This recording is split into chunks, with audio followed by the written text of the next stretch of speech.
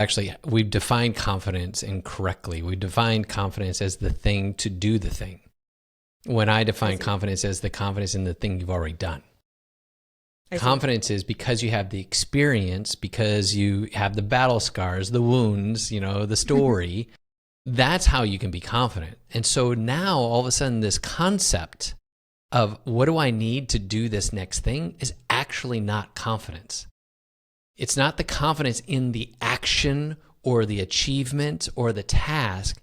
The confidence is in who I am, in my inert understanding that, holy crap, I can go through some things. I have resilience.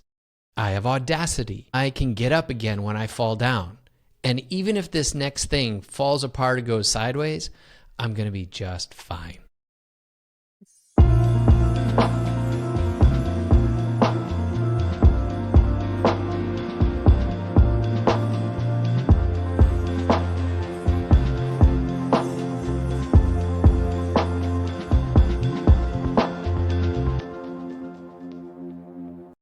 Well, hey, welcome back to the Amanda Kaufman Show, and we are continuing our series on the coaches that don't suck. And let me tell you something, Angus certainly doesn't. Hello, and welcome to the show, Angus.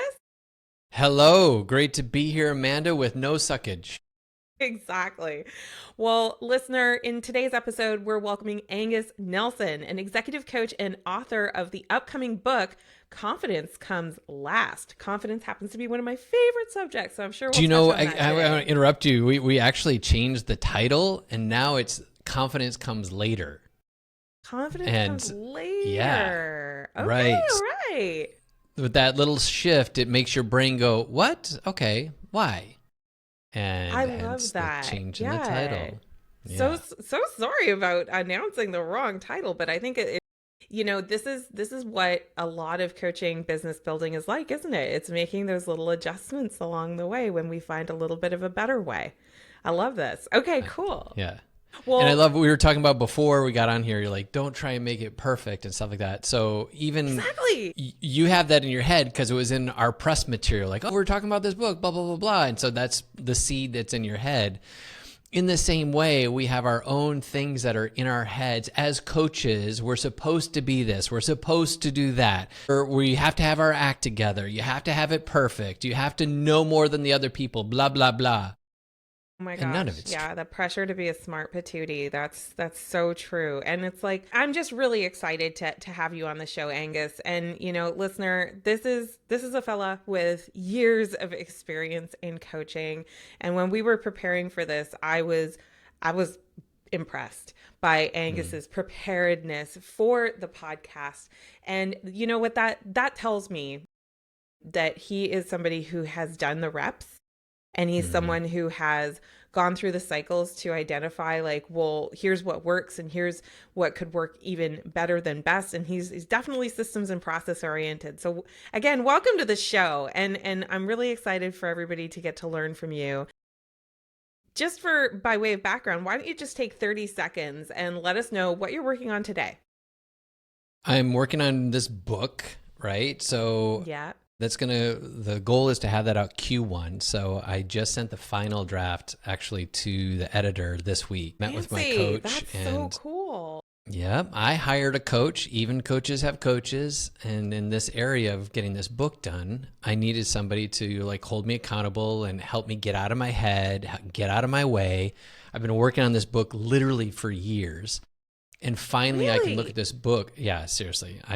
I signed a contract years ago, and this is probably the fourth iteration of the book. And it's the book that's supposed to be. And my acquisitions editor actually told me, and she was so kind. She said, look, after I'm like feeling so guilty I haven't got it done, she said, the book will be ready when you're ready.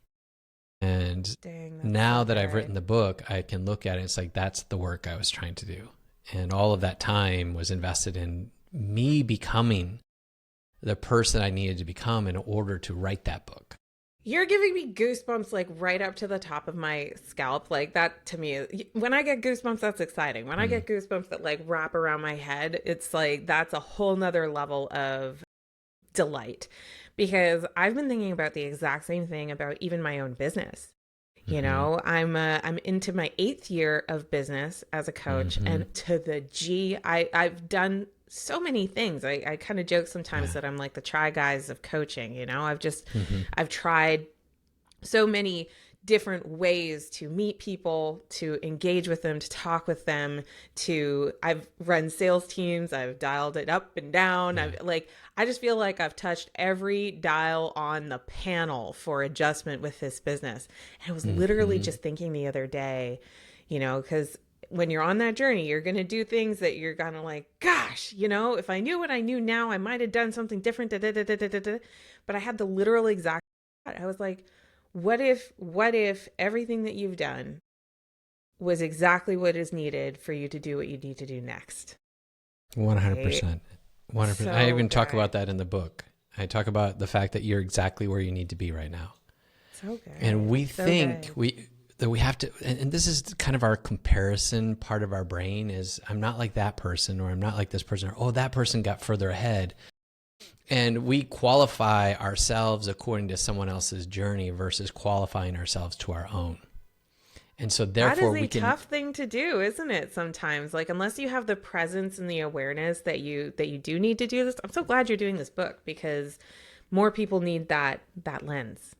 Yeah. And this is the kick in the ass that I got in this book. And as I was reading it just yesterday, I was reading it to a friend of mine, and I broke into tears because I felt my heart in the words as I was reading it to my friend. And they said, holy shit, Angus, I feel you through those words. And I can see why you're crying. And it's like, because this is my heart. Yeah, I didn't write a book just to like spit out a bunch of like mumbo jumbo knowledge and logic, but I wanted to reach people in the heart, because the whole premise of this book is to get you to a place of action. Because we use confidence as an excuse, when the truth is no one does anything with confidence.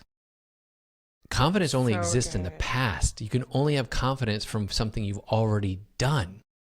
So anything you're going to do next is something new or fresh or different than what you've already done. Even if it's the same industry, even if it's the same product, you're going to have to take a different approach. And so therefore it's all a big experiment, right? Yeah, absolutely necessary.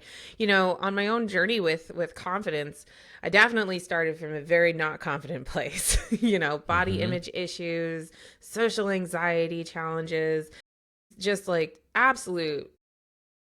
And I think a lot of entrepreneurs struggle with this one of, you know, you do the Google search that everybody does. I don't recommend it, but everybody does it anyway, and find out, you know, X% of businesses fail in Y period of time. And then you do the search that's like, well, what demographics or industry do I belong to? And you find out that the numbers are always worse. I don't know how that is, that you end up with like an average, and then you go deeper into the analysis and the numbers are always worse. But it did like a huge number on confidence. And one of the things I had to do was really like revisit how I understood what confidence actually meant. Like, what was the word? And for me, I actually started with math, because I had experience with statistics, and I was like, well, confidence is my ability to predict what is likely to happen in the future on the basis of probabilities. Right. And so that's where I kind of started with it. I've evolved my definition, but I'm actually really curious, like, how would you define the word confidence, given what you know now? You've literally written the book on it. So what is the best definition you've come across? So my belief is actually we've defined confidence incorrectly. We defined confidence as the thing to do the thing, when I define confidence as the confidence in the thing you've already done. Confidence is because you have the experience, because you have the battle scars, the wounds, you know, the story. That's how you can be confident. And so now all of a sudden this concept of what do I need to do this next thing is actually not confidence. It's not the confidence in the action or the achievement or the task. The confidence is in who I am, in my inert understanding that, holy crap, I can go through some things. I have resilience. I have audacity. I can get up again when I fall down. And even if this next thing falls apart or goes sideways, I'm going to be just fine. That's so good. Like it sounds a lot and akin to wisdom. I would say wisdom. You can call it courage. You can call it, betting on yourself. There's so many other ways to describe it. But at the end of the day, at the very end of the day, also the end of my book, is all about taking action. Because you will never know how great, magnificent, or powerful you are until you take the first step. Until you go out into the world and reveal to the world your power and your presence, no one will ever know, no one will ever experience, and the world will not be able to be what it could be if you didn't let your light shine. And here we are in a world full of uncertainty and doubt, and holy crap, we just had an election that whatever side of the equation you're on, you've got an opinion about it, and someone else has a very different opinion that's causing anxiety. Totally. And how do we function as a society if there's so much confusion, so much ambiguity, so much uncertainty about wars and economies and governments? At the end of the day, the only thing you have power over is you. So what if you assert all of that confidence in who I've been and what I've done, and I go back through my story, and I love what you said. Everything I've done has prepared me. That was the tuition that I paid to be who I am today, and today is my fucking graduation. I'm going to choose to step into what's before me today because I want to create something. And my belief in who I'm going to be is so powerful, I can't not take action. I love that. I love that so much. And, when I think one of the biggest things that a lot of us deal with as coaches is that intimidation or that imposter syndrome. And I think that's why we very quickly go, well, if I just had confidence, then I would, then it would all be different. Yeah. And I just love what you said about our relationship with the happenings, the things that have happened in our life that build that belief that we have in ourselves about that resilience and about that ability to navigate challenging times. One of my favorite mentors often reminds us that change comes from within and change comes from outside. And I think one of the things that I over-indexed on for sure, and I see a lot of people do the same thing when they're launching and building their business, is they over-index on the change coming from within. And when you're in business long enough, you're going to have changes that come from outside. And it could be as simple as, I remember last election cycle, actually, my Facebook advertising account got shut down after years of compliance and years of, all good. Like they were like, not only can you not advertise, we're shutting the whole business down. And I remember like experiencing that change, that moment. And it stopped me from promoting my business for 2 months because I allowed it to. And thank goodness I was in a coaching container because I was able to raise the concern, finally with one of my coaches. And he was like, yeah, this sort of thing kind of happens, doesn't it? So what do you want to do about it? And it was such a great resilience moment because then I was like, oh my gosh, you're right. There's a lot of businesses that are out there operating that are advertising, and maybe they had like a new account that they were creating or operating under, or they chose to advertise on a different channel. And, I also got the useful question, which is, what did you learn from the experience? And what I learned from that particular experience was how important it is to know what you are putting through your advertising channels with whoever you're doing. Because what I was doing is I was promoting every live stream that we did. And I have no idea what I wasn't compliant with, but because I had no review of that and it was so variable, then it increased my risk for getting shut down. And now I know. And I learned so much about like advertising, compliance, compliant language, and all of that kind of thing. And I think sometimes when people go into, for example, social media, there's somewhat of a sense of entitlement because it is so easy to do it once you do figure out like the process. And to kind of get that humbling moment was so huge for me because it actually made me feel more grateful for the capacity to post to these free platforms on such a frequent basis. This podcast, for example, is rather low cost to host, right? And I don't think I had that appreciation until I went through that initiation, if you will. Yeah, it's another question that I would ask of you, and we hear this all the time, I'm sure, in our coaching world, is, what does this make possible? How do I look at this differently? How do I take this as an opportunity to do something different? Like you said earlier, 100%.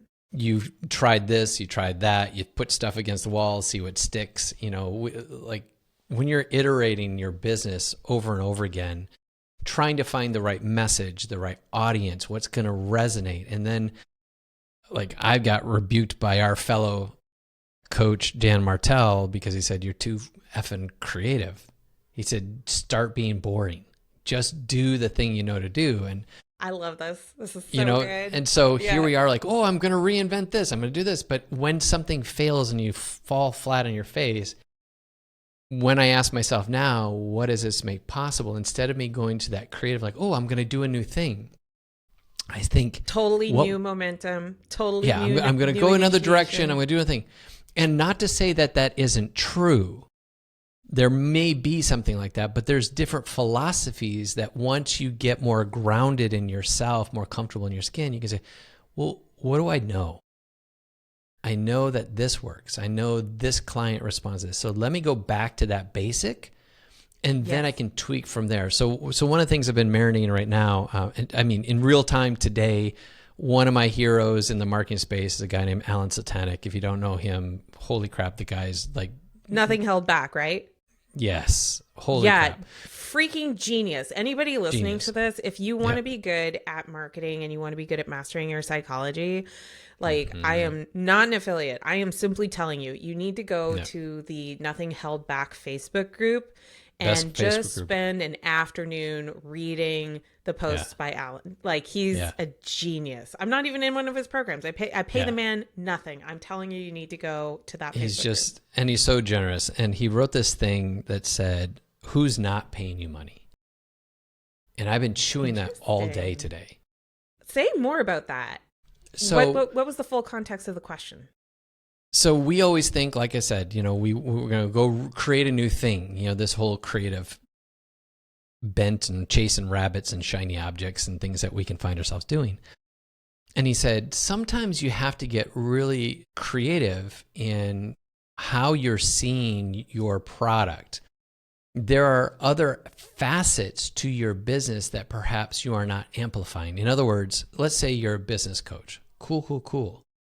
So the people that are paying you are to give them insights into their business. And that might include some mindset. Well, what if you had a mindset program? What if you spun out, aspect of your coaching that includes just, a 30-day mindset cleanse or something like that. I'm just making something up. And then you go on some further and you're like, some of these business leaders have families. I wonder how they're showing up for their families, how to be an entrepreneurial parent. And now you can spin up another arm of the business that is related, but there's people who have another need that now you create another avenue of resources because that's another cash flow area. Well, all of these different, income streams are not different. They're just facets of the same diamond. Yeah. And so asking yourself who's not paying you causes you to say, well, what part of the people I'm trying to reach, is there something I can present to them that actually would be beneficial and they would want to pay for it? And so it gives you a different perspective. So in this same thing, I'm saying, what does this make possible? It's like the more you get to know yourself, the more comfortable you are in your skin, going back to that confidence. If I believe in me, if I trust in me, if I listen to my intuition because I know my intuition is a smart mofo, and then I take action on these little inklings, I can discover the gold, right? I love this. Just this past weekend, I finished a migration from one technology platform to another. Very, very stimulating and exciting. But the old platform, I had created 86 different courses and programs. 86.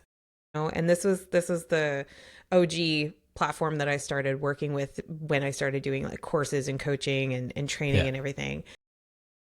I think if somebody was to just like pop behind the scenes, because you see what you see on social media, right? But just exactly that, like, how else can I help is a question that I'm constantly asking. And it was so funny because I'm going through like the 86 different products, and there's a really cool, I love statistics. It's just so fun. There's definitely like the top few that outperformed the rest, but I would never have created those top few had I not given myself permission to create different facets and test different facets. And the other little tidbit that I want to offer our audience is, don't be afraid to ask your people. We recently ran a community survey, and you know, one of the questions that had me the most nervous was, if you could ask Amanda anything, what would you ask? And like the stinking thinking that popped into my head as I was like, nobody's going to answer this question. And you know what? So many people did. And there were some people who were like, no, I can't think of anything right now. And that's totally cool. But I was actually surprised to hear some of the things that they wanted to know. And I wouldn't have known that if I hadn't asked. So in our business anyway, we're planning on doing a formal launch of the community survey like every 6 months on a schedule, because it's just so important. And you know, I've done survey data for our audiences for years, gotten thousands and thousands of responses from different coaches. But what happened was I fell off when I was changing some directions on things. I fell off of the asking bus. And I think we went like 18 months without running a survey. And let me tell you, the results were actually pretty different. There was a significant skew 18 months later. So I would strongly suggest that you have some sort of a survey method in place for your audience. So Angus, can I just jump in there real quick? Just because I think something that's important to know is, you know, markets change, full stop. They really do. That's why it's so important what you're saying right now, and talking to the customer, listening to your sales calls. I'm at the point now where I will take the transcript from a sales call and I just throw it right into ChatGPT. I tell it to be an incredible, you know, closer and sales coach, and tell me where I missed it. Oh my gosh, it's teaching me all these different perspectives about where I'm not doing a good job in my sales and where I missed opportunities to point out some this or that. And then second of all, it's like, what do they actually need? Well, really, they just need this. And I'm trying to sell them all these other things, but the very thing that they actually said, because I'm caught up in my own head, or I'm caught up in the way I've always done it, right? And you need that clarity, you need that perspective. There was one other thing you said, and that was permission. And that's a powerful word. And the reason why that caught me, because it's actually part of my book. I write this whole thing about permission. Everything you want is on the other side of giving yourself permission. I love that. And if you're a coach who is trying to build a business and you're like, why am I not making more money? The first thing you need to do is give yourself permission to make more money. If you're a coach who's trying to step into a new place, the first thing you need to do is give yourself permission to say, I belong in this new place. If you have to serve clients that feel bigger or more experienced than you, or maybe they have a company that feels too broad for you, like it's like, oh my God, it's $100 million company. How am I going to help someone like this? Give yourself permission to serve someone like that. That's because so huge. As you see yourself is who you can become. But if you don't take the time to give yourself permission to even be that person, it's an impossibility to you ever even to try. And that's another good reason to work with a mentor, work with a coach, because sometimes we don't even see where we are withholding permission. And that's one of the most powerful perspectives that a coach can even offer you is, you know, where are you holding back on that? Or where are you operating according to old rules, you know, rules that maybe used to serve you, but don't anymore. I love it. So Angus, I love asking in this segment, like, what do you think are 3 things that a coach should take care to do so they don't suck? 3 things that they should do so that they don't suck. Number 1, I would say, give a shit. And what I mean by that is there are a lot of coaches out there, and there's more and more joining the army every day. And you have to compete with great marketers who are actually 23-year-old life coaches with not a lot of life to coach. Sure. And so by you caring, by you giving a shit, what I mean is you get good at your craft so that you can serve with impact. Care for the people that you serve without being needy, without being hero complex. I mean, hear me straight. I'm not talking about being weird. I'm talking about in a healthy, proactive state.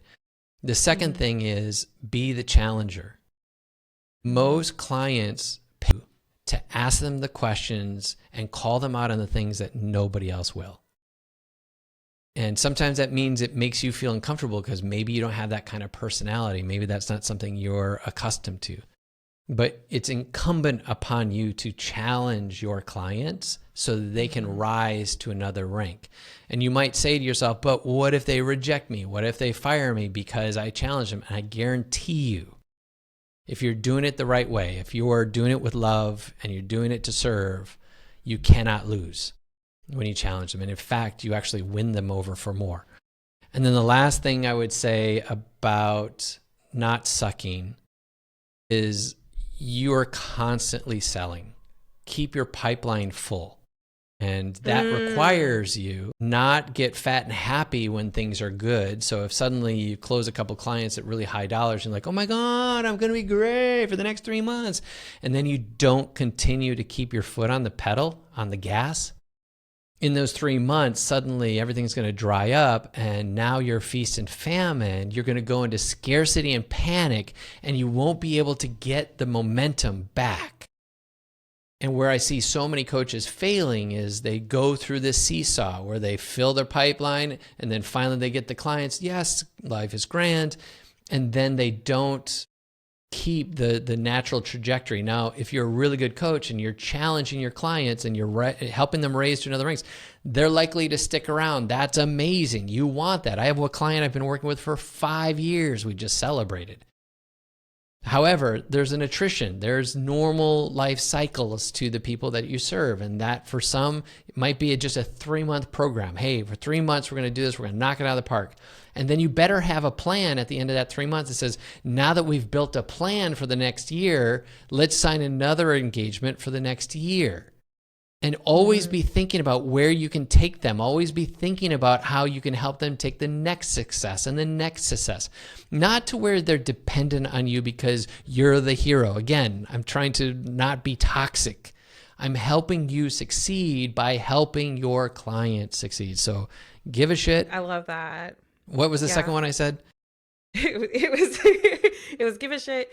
Keep the pipeline full. Keep the pipeline full. No, that was the last one. Keep the pipeline full. Give a shit. Challenge. And then keep the pipeline full. They pay you to push. Full. Yeah. You know, I'm a certified high performance coach, and Brendan Burchard leads that training. And I feel like I've been a CHPC since like 2017, and I've done recertification nearly every single year, sometimes twice a year, with that. And he said to me, they pay you to push, I swear, for 4 years before I finally, again, progress is in permission, finally felt that permission to push. And for me, the thing that I had to learn was to take that risk. You know, take the risk on the truth, because if you are always sugarcoating everything, or you're not saying the obvious thing, that ultimately over time undermines trust, right? Because people need to hear the truth from you. And if a client, what I realized was, if a client is really all that offended by the truth, or if your relationship is such that there's an unwillingness to unpack and push around that truth, because sometimes the truth isn't just the truth, right? Like sometimes we got to like push it around and look at those different facets to say like, hey, you know, I'm seeing this observable fact, right? But the interpretation is where all the conversation happens.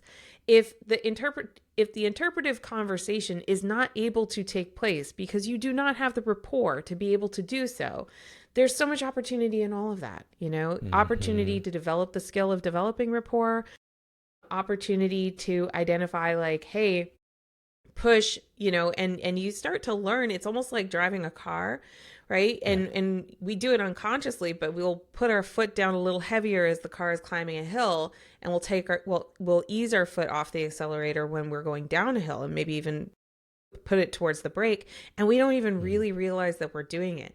But what I think a lot of coaches do, to your point, is we're scared of the pedal, right? And so then we're not necessarily pushing, and they literally do pay you to push. Like, they want that additional perspective. I love it. Angus, what's the best way for people to keep up with you, find out about your new book release, all of the good stuff? You can follow me on Instagram. Is probably the easiest and best way. I'm available on all the things at Angus Nelson, ANGUSNELSON. And if you want, there is a blocker that's likely holding you back. We call them the wealth blockers. There's 6 areas we've observed in our research with the clients that we serve. If you want to make a discovery about yourself and what that blocker is, just put the word blocker in a DM in my Instagram, and I'll send you over an assessment that you'll take in less than 3 minutes. And it's going to reveal to you something that you cannot not see after you've seen it. And it will be a mirror shine in your face saying, this is the thing that you're allowing to get in your way over and over again. Sounds like an incredible goodie. Y'all, make sure you do follow Angus, and also make sure you subscribe and leave a review on this episode. It helps others find the episode and choose to listen to it. So we really appreciate when you do that. And in fact, I'm sure you've got a couple of friends who might do with a little confidence conversation injection. Go ahead and share this episode with 3 of your friends. You can just click on the 3 dots or click on the little hamburger menu wherever you happen to be listening to this, and share the link on whatever channel you want to. Go ahead and spread that word, and we will see you in the next episode. Thanks for listening. We'll see you soon.